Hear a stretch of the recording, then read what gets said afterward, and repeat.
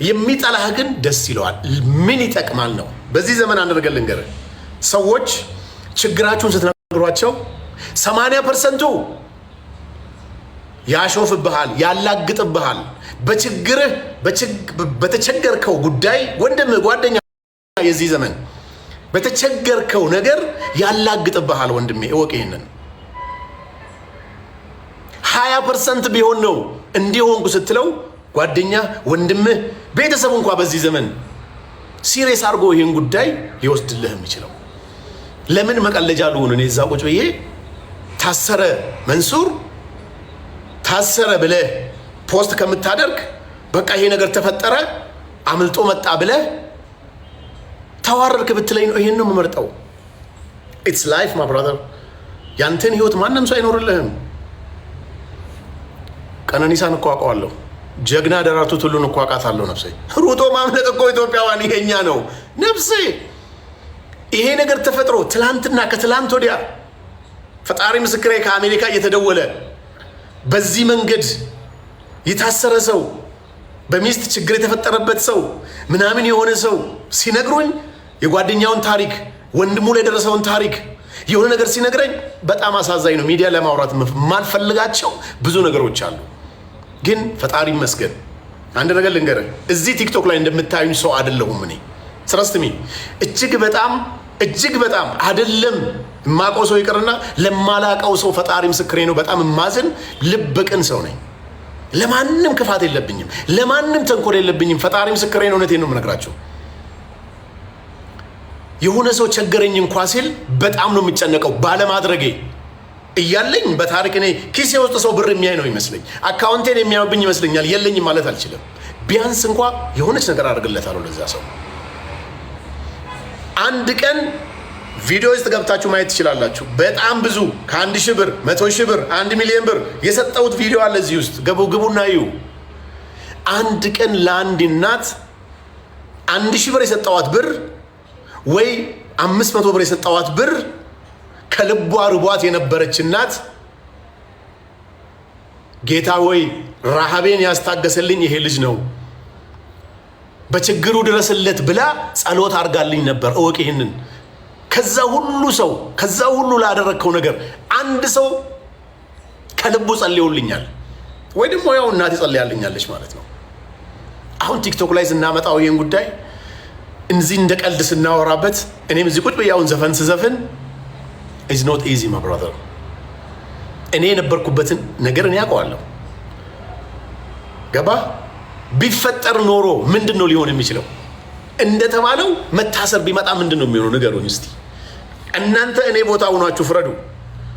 አሁን ምንድን ነው መሰለህ፣ ሰዎች ብዙ ጊዜ ዝም ብሎ ጀጅ ያደርጉሃል። ዝም ብሎ ቲክቶክ ላይ ስለሚያይ ጉራ ስለምታረግ ሽቶ ስለምትቀባ ይጠላሃል። ጥላቻውን ተዋውን። በቃ እንደ ወንድ ሜን ቱ ሜን፣ እንደ ወንዶች ያላችሁ እናውራ። እንደ ወንድ እናንተ እኔ ቦታ ሁናችሁ ይሄ ነገር ቢፈጠርብህ ምንድን ነው የምታደርገው? ወላሂ ፈጣሪ ምስክሬ ነው። 10 ዓመቴ ነው መንሱር እዚህ ሀገር። የትኬት ብር የለኝም፣ እባክህን ከዚህ ሀገር ትኬት ቆርጣ አስወጣኝ ያለ ሰው አለ። አሜሪካ የሚኖር 10 ዓመት የኖረ ሰው። የሆነ ነገራችሁ አንዴ ከተበላሸ እዛ ሀገር ላይ ተበላሸ ማለት ነው። በቃ ነፍሴ፣ እኔ እኮ ኢትዮጵያ ውስጥ ብከስር ለ1 ዓመት መክሰሬን ሳላሳውቅ እንዲሁ ጽድት እያልኩ እየሳቅኩ ለ1 ዓመት የሆነ ቦታ እየኖርኩ መኖር ይችላለሁ። ወንድሜ አሜሪካ ግን ለ3 ወር ክሬዲት ከተበላሸብህ፣ ዘመድ ከሌለ፣ የሆነ ነገር ማድረግ ካልቻልክ፣ መስራት ካልቻልክ በረንዳ ነው የምትወጣው። የሚያይልህ ሰው የለም። እኔ እኮ ኢንዶኔዥያ ሂጄ የ1 ዓመት የቤት ክራይ ከፍዬ እምበላውን አጥቼ በተከታታይ ኢንዶሚ የ3 ወር ሊከፍልል፣ እሱም ደግሰው ብታገኝ ነው ወንድም። እወቅ ይሄንን። አረብ ሀገር ያላችሁ፣ ዱባይ ያላችሁ፣ ምናልባት እናንተ ላይፍ ሳይክላችሁ ጥሩ ሊሆን ይችላል። ብዙ ኢትዮጵያውያን ታገኛላችሁ። የላይፍ ሲስተማችሁ ጥሩ ሊሆን ይችላል። ጓደኛ ይኖራችኋል፣ ዘመድ ይኖራችኋል። ችግር ቢፈጠር በቃ አልቻልክም አይደል መኖር፣ አዲስ አበባ ትመጣለህ፣ እናት ጋር ትገባለህ፣ ገጠርም ትሄዳለህ። ቢያንስ ማደሪያ አታጣም። አሜሪካ እኮ ነፍሴ ከተበላሸብህ እኮ ተበላሸብህ ነው። በረንዳ ነው የምትወጣው እኮ፣ ሱሰኛ ነው የምትሆኑ። ዛት ቢፈጠርና አሁን አልሐምዱሊላህ እኔ አላህ ቅድም እንዳልኳችሁ ለአንድ እናት በንጹህ ልብ የሰጠዋት ያበላዋት ምግብ ኦር ደግሞ ለአንድ እናት የገዛሁት ምጣድ የመጀመሪያ እንጀራ ጋግራ ከሸጠች በኋላ ባገኘችው ገንዘብ ደስ ብሏት የመረቀችኝ ምርቃት አልሐምዱሊላህ አላህ አድርሶልኝ ሊሆን ይችላል። ይሄንን ጉዳይ ወደ ራሳችሁ ወስዳችሁ ይዩት። አሜሪካ ትኖራለህ። ይሄ ነገር ቢፈጠር እንዲህ ቢሆን እንዲህ ቢሆን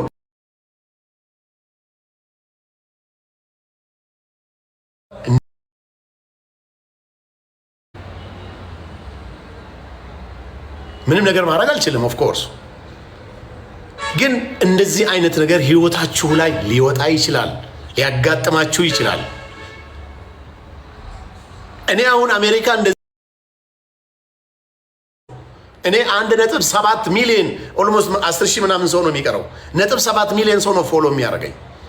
ከዚህ ውስጥ የሆነ ፖስት ባደርግ አሜሪካ ላይ የትኬት ብር አጥቼ እንደዚህ በረንዳ ላይ ነኝ ብል 100,000 200,000 ሰው ጋር ይደርሳል። ከልቡ አዝኖ ግን 10 ሰው ሊመጣልኝ ይችላል፣ ወይ 2 ሰው ሊመጣልኝ ይችላል። ትኬት ይቆርጥልሃል፣ ወደ ሀገር ትሳፈራለህ ማለት ነው።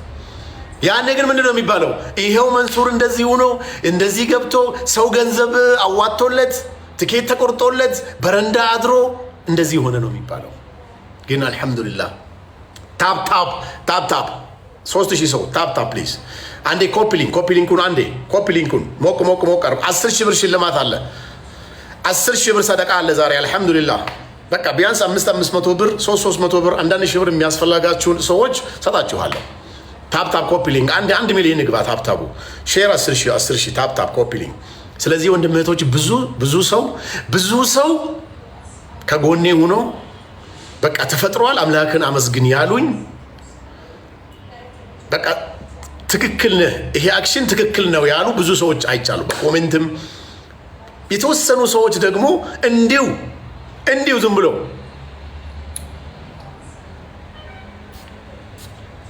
ለምን ሽቶ ይቀባል ብለው ደግሞ እናቱን ለምን እዛ አልተዋረደም?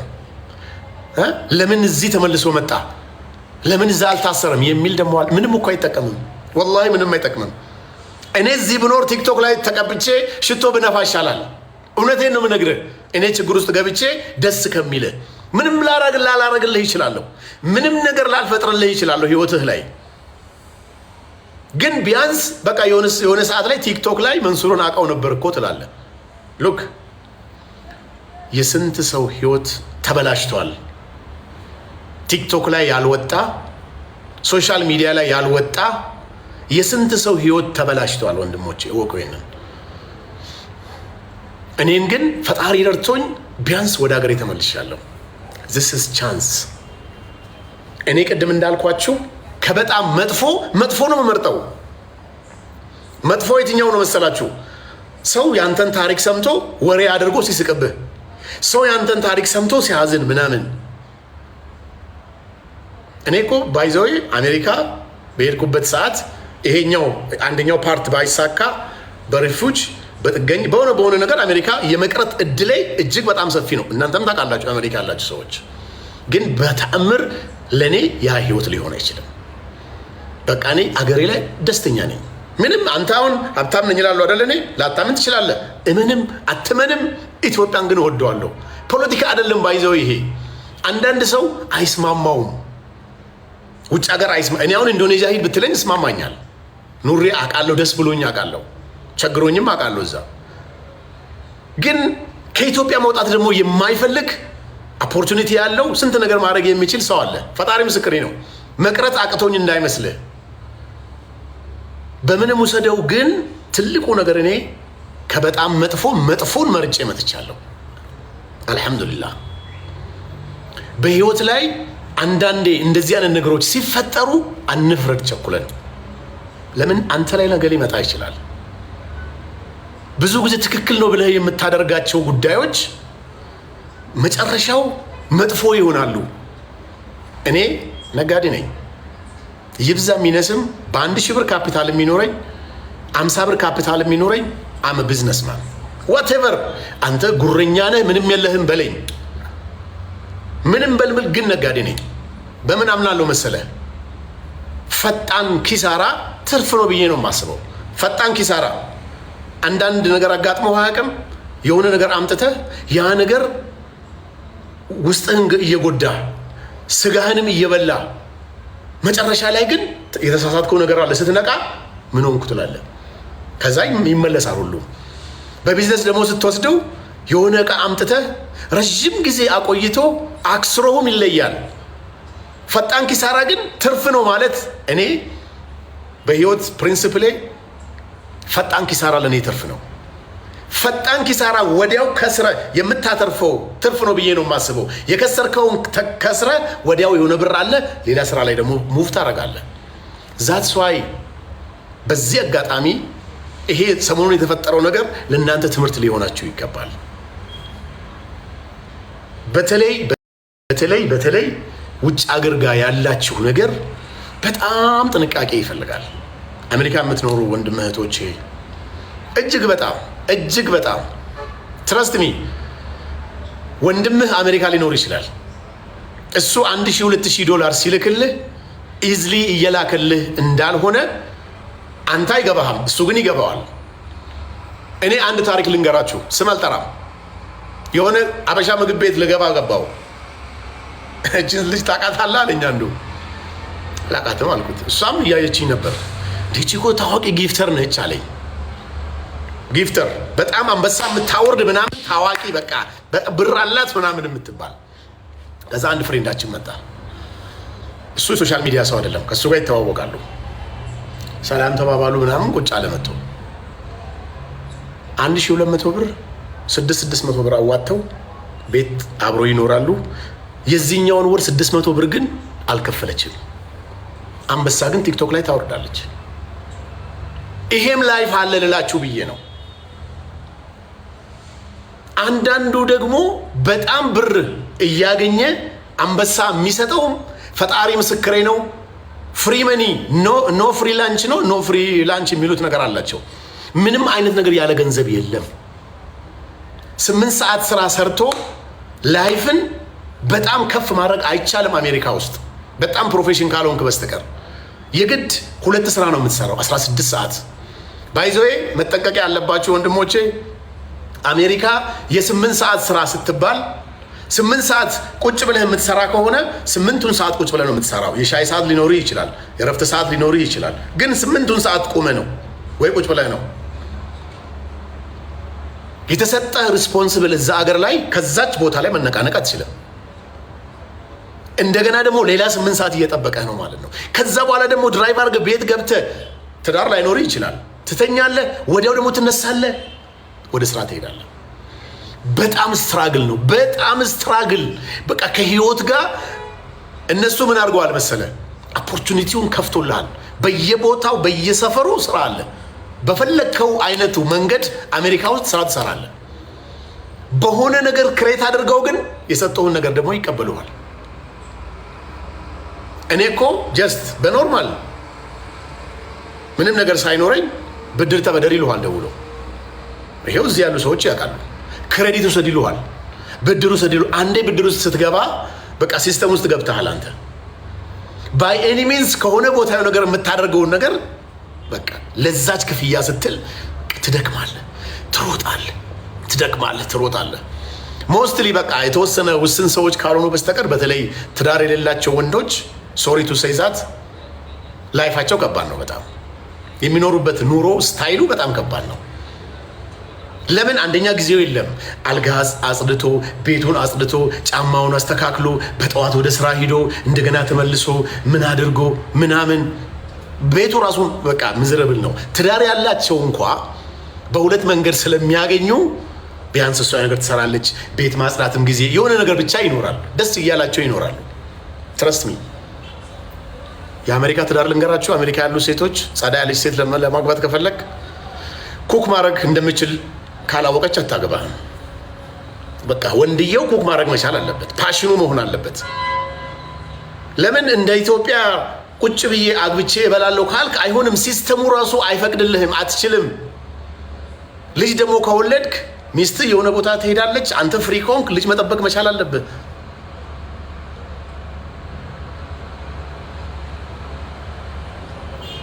እንደገና ደግሞ የሆነ ነገር እንግዳ ሲመጣ ምን ሲል በሆነ አጋጣሚ ነገር ቢፈጠር እኔ የሆነ ቤት እንግድነት ሄድኩ።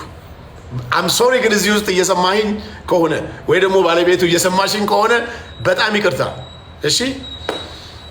ቤቱ ሄድኩኝ ምናምን በቃ ጽድት ያለ ቤት አለው አልহামዱሊላህ። ከተወሰነ ዓመት በፊት ጥሩ ቤት ገዝቷል። $400,000 ምናምን ነው። አሁን ወደ 800,000 1 ሚሊዮን ብር ምናምን ዶላር ያወጣለታል። ጥሩ በቃ የሚያምር ቤት ነው። ከዛ መንሱር ትጨናነቃለኝ። ያንተ መምጣት አንደኛ እሷ አታውቅም። አሁን ነው የደወልኩላት። ቀጠሮ ነበራት። በቃ እኔ ልጅ ዛሬ ልጅ ነኝ የሚይዘው እሷ ስራ ስላላት ስራዋ ነው የምትሄደው። እኔ ኩክ አድርጌ አብላለሁ አለኝ። እንደ ኢትዮጵያ እንዳታስበው አለኝ። ይሄ ማለት ወንድየው ልጅም ይጠብቃል ኩክም ያደርጋል።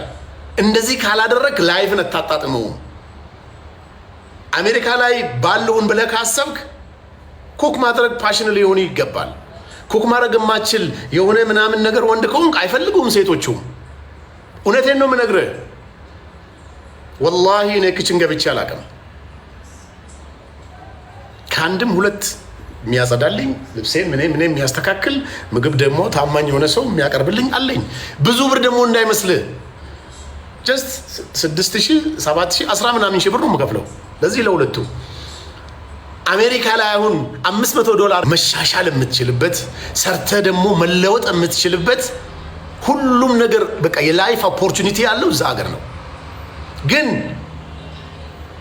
በሆነ አይነት ሁኔታ ግን ሳታቀው ወይ ሌዚ ሆነ ወይ የሆነ ነገር ሆነ የ3 ወር ወይ የ6 ወር የክሬዲት ጉዳይ ያለመክፈል ሌዚ መሆን በአንድ ስራ ብቻ ምናምን ከተበላሸ ነው አለቀልን።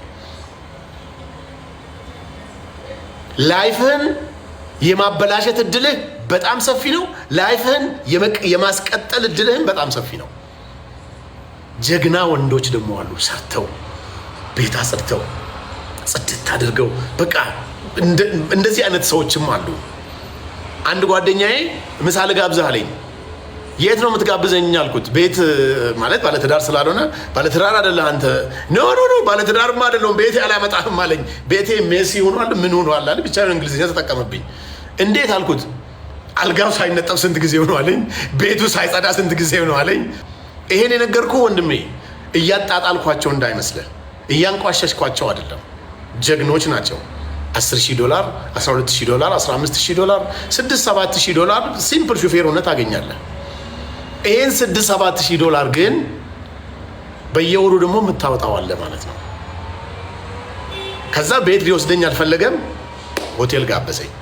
ይሄን የነገርኩ ጠንካራ ካልሆንክ የስራ ተነሳሽነት ጣራ ካልደረሰ በቃ ሰርቼ ተለውጬ አገሬ እገባለሁ ምናምን ነገር ብለህ ጀግና ነኝ አይነት ነገር ካልሆነ በስተቀር ለዛ ነው እኔ ከ40 ዓመት በላይ የሆናችሁ ሰዎች አሜሪካ ቶታሊ መሄድ እንዳታስብ። አሜሪካ ከ40 ዓመት በኋላ ትረስት ሚ እንዳታስበው። ለምን በለኝ 40 ዓመት ሞልቶ እስከ 45 ዓመት ድረስ ዶክመንት ላይ ተካከለ 20 ዓመት ባይዘው ዶክመንት የሌላቸው ሰዎች አሉ። 15 10 ዓመት ፓስፖርት የሌላቸው ሰዎች አሉ። በቃ እድለኛ ከሆንክ 5 years 10 years you are lucky። 10 ዓመት 50ኛው ዓመት ላይ ፓስፖርትን አግኝተህ ወደ ኢትዮጵያ ትመጣለህ። በ10 ዓመት ውስጥ ምን አይነት ነገር ነው እዚህ ጋር ልትሰራ የምትችለው ንገረኝ። 20 ዓመት 25 ዓመት 30 ዓመት ከሆነ ግን አንደኛ ጉልበት አለ። መማር ከፈለክ እየተማርክ ትሰራለህ።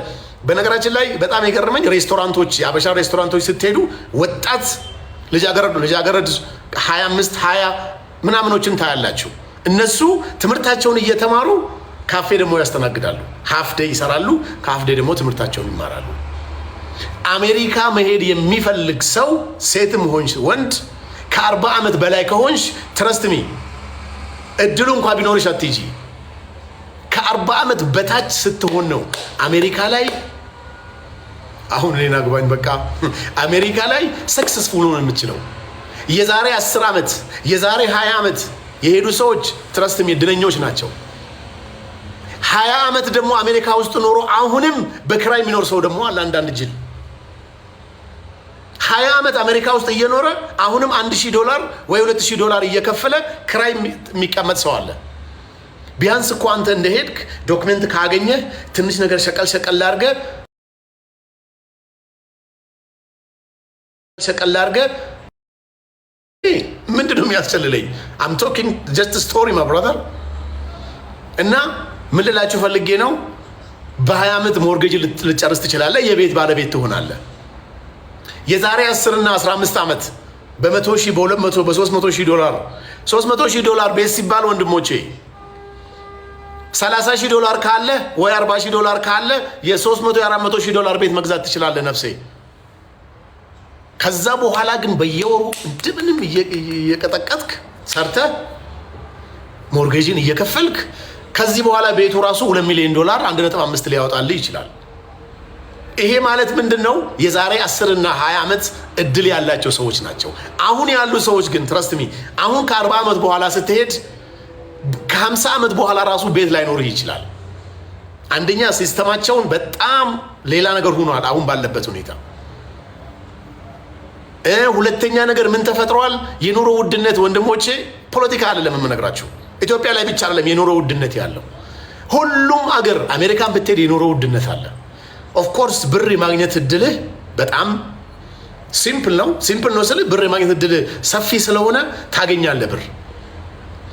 ምናልባት ዘይት እኔ 1500 ብር የምገዛውን እሱ 2000 ብር እየገዛ ምንም ሳይመስለው ሊገዛ ይችላል። ግን ስቲል በየወሩ የሚያስቀምጣትን ገንዘብ እየቀነሰበት ነው የሚሄደው።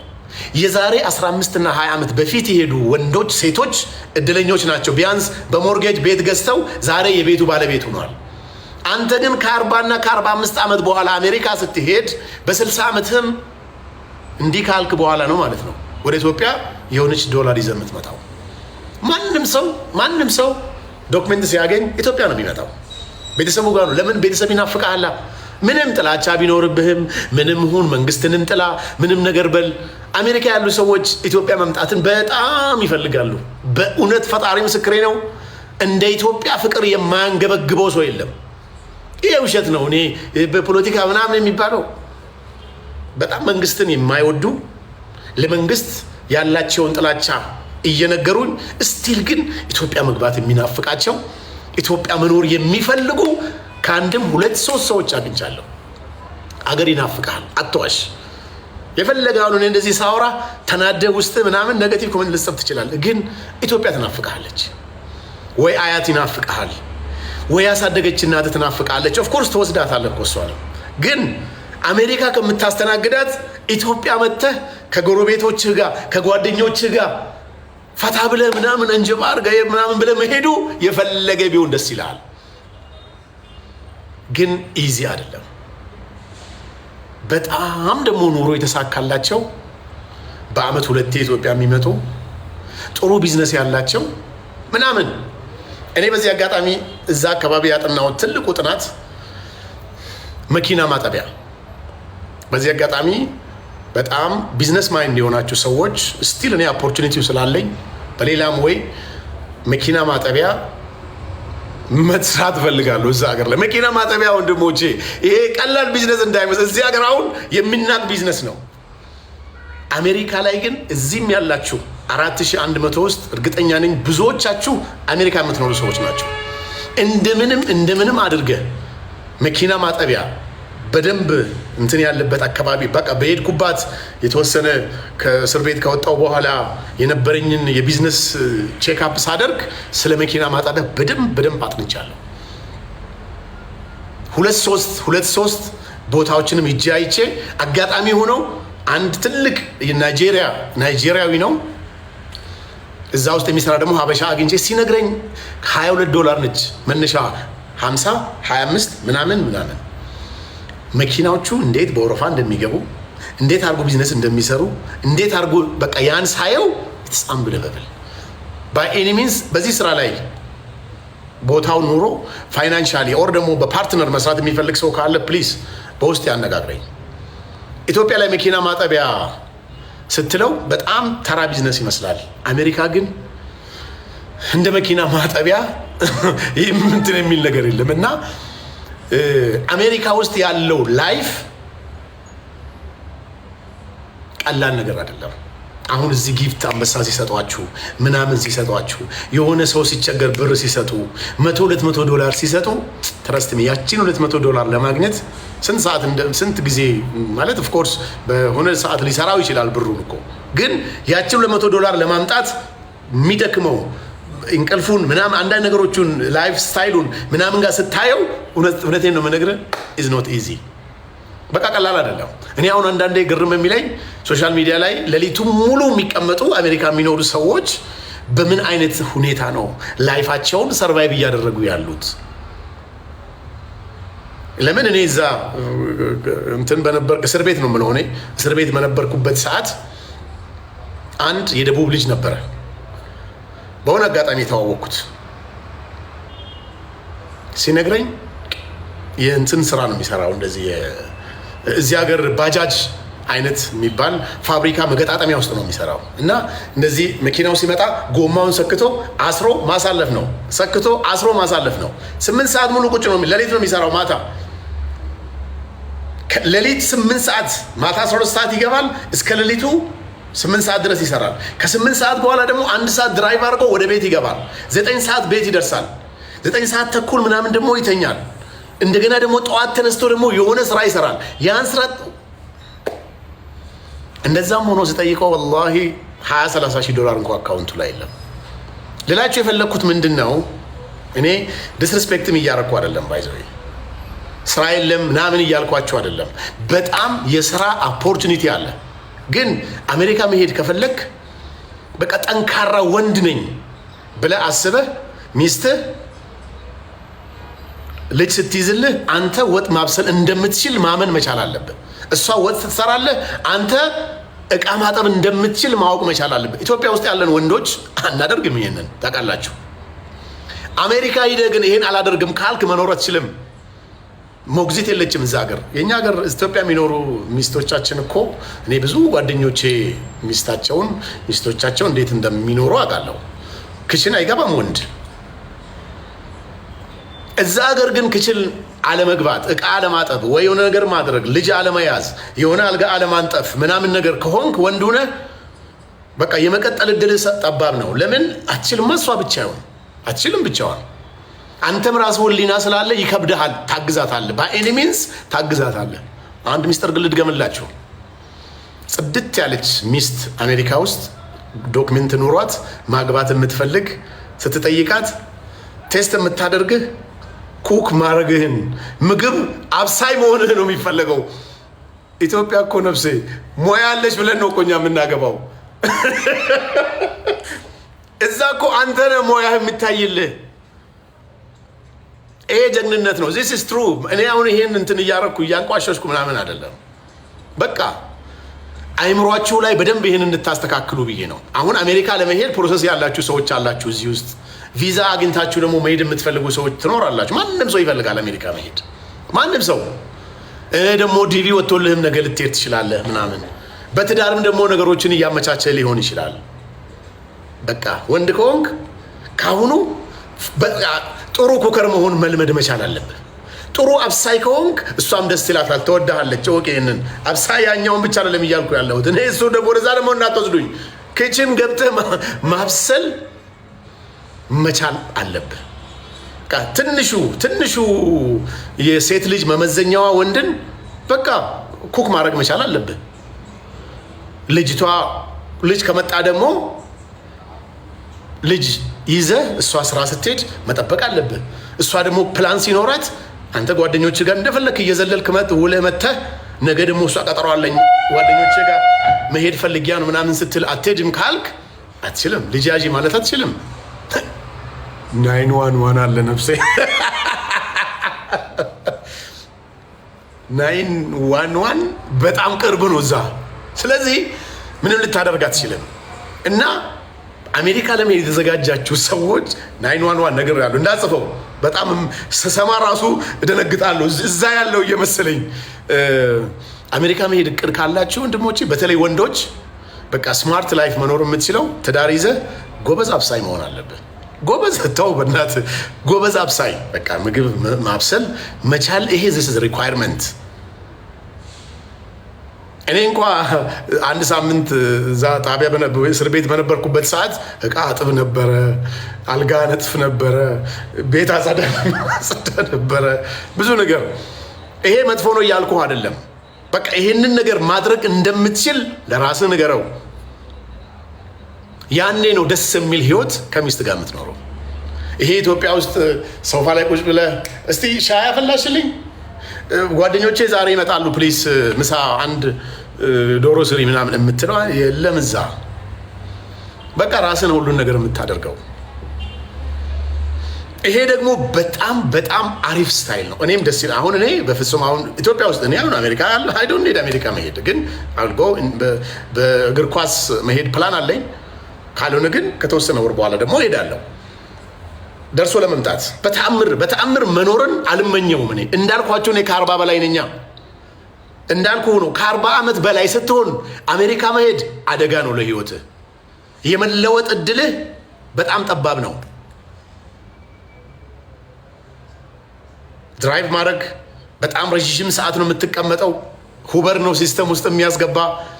እያንዳንዷ የምትሰራ ስራ ሁበር ጋር ነው የምትሄደው።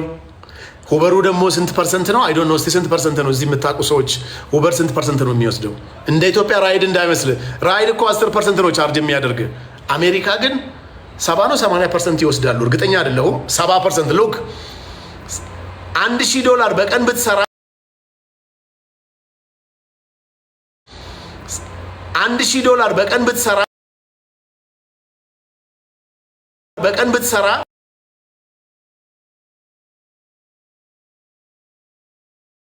ፋስት ፉዱ ደግሞ ያወፍራል። ስትወፍር ደግሞ ደም ግፊት ይመጣል። ስትወፍር ደግሞ የሆነ ስኳር ይመጣል። ስትወፍር ደግሞ የሆነ ነገሮች ይመጣሉ። 50 ስትደርስ ብርህን ደግሞ እንደገና ለሕክምና ብር ታወጣለህ ማለት ነው። ቢያንስ እንኳ 25 እና 30 አሜሪካ ብትሄድ ኮክም እያደረግ የሆነ ነገርም ቤት ውስጥም እየሰራ ሽሮን ከዚህ ይዘህ ወስደህ ስጋም ወዲያውኑ ከታትፈህ እዛው ጥብስ ምናምን ሰርተህ የሆነ ስራ አድርገህ አስቀምጠህ እዛ ሀገር የሚጣል ምግብ የለም። ባይዞ በጣም የገረመኝን ነገር ልንገራችሁ። ትልቅ ስቴክ ሃውስ አንዱ ስቴክ ከእንትን በታች አይደለም። ይሄ $80 $100 $200 $150 ምናምን ዶላር ነው። ስቴክ ነው። ብዙ ብር እያጋነንኳችሁ ብላችሁ አይደለም። ስቴክ ሁለቱንን በልተን ምናምን ቀረ። ከዛ ራሳቸው ናቸው የሚያመጡልህ። ጊቫዌ ነው ቴካዌ የሆነ ምናምን ብለው ባግ ያመጡልሃል ዕቃ። እዛ ውስጥ ይዘህ ትገባለህ። ፍሪጅ ውስጥ አድርገህ ደግሞ ቁርስን ትበላለህ። ነገር የሳምንት ቁርስ ወጥ ምናምን ነው የሚበላው። ታውቃላችሁ አለ ይሄን አምነህ ነው መሄድ ያለብህ። በቃ this is reality። ብዙ ወንድሞች አሜሪካ ዝም ብለህ ገንዘብ ጊቫዌ ትፈልጋለህ ይለዋል። በቃ ዕቃ ያመጡልሃል፣ ይዘህ ትሄዳለህ። ቀላል ነገር አይደለም። በቃ አሜሪካ ውስጥ ልንገርህ፣ አሜሪካ ውስጥ ዝም ብለህ ሄደህ ገንዘብ አፍሼ ብር አግኝቼ ሀብታሙኝ ምናምን ብለህ እንዳታስበው። ትለወጣለህ፣ ትሰራለህ፣ ታድጋለህ፣ ትሻሻላለህ። ግን ከ40 በታች መሆን አለብህ።